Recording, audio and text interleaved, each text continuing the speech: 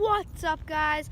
Welcome back to another video. Today we're going to be teaching you guys how to skid slash drift slash make your back wheel drift out behind you.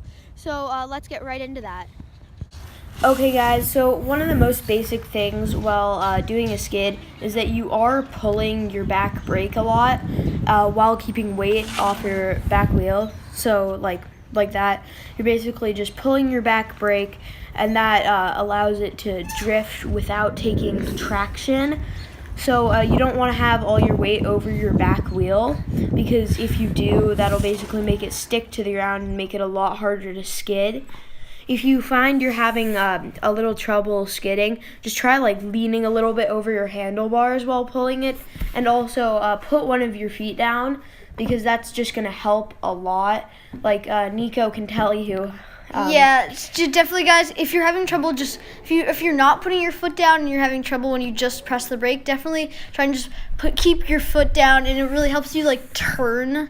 Yeah, so basically you would just want to turn really hard. If you're trying to do it without putting your foot down, we recommend you jolt the other way that you're going to skid, and then turn back and press the brake, because that's just going to be really helpful to you. So let's see.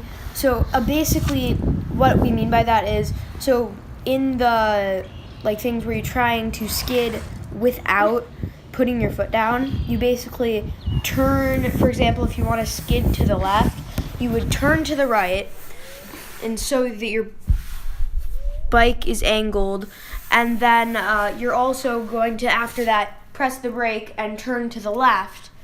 And that's going to be pretty helpful. Also, while you're doing that, you're probably going to want to sway out the back end with your knee, just pressing along the frame. Okay, guys, one quick remark is that the surface that we are using today is a very good thing to learn on. It is a very wet asphalt, and it's very slippery. Some good examples of this type of surface are tennis court like we're using right now, a slippery blacktop of a schoolyard, or a newly paved road after it rains.